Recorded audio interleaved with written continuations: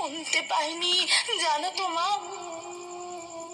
আর ওরা আরো পশুর থেকেও বিচ্ছিরি ব্যবহার করতে লাগলো, খেলতে লাগলো আমাকে নিয়ে। ওরা, আমি ওদের হাতে পায়ে পড়লাম, জানো তো। আমি এটাও বললাম যে ছেড়ে দাও প্লিজ, আমাকে আমাকে আমাকে ছেড়ে দাও, আমি কাউকে কিচ্ছু বলবো না, আমাকে যেতে দাও।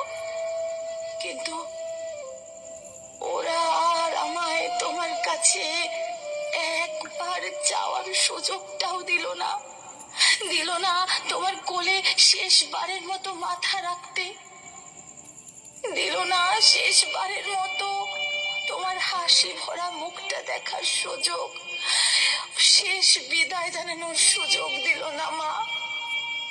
আমার গলা টিপে ধরে, নিজেদের সর্বশক্তি দিয়ে আমার গলা চেপে ধরে, জানো মা, আমি অনেক চেষ্টা করি বাঁচার, কিন্তু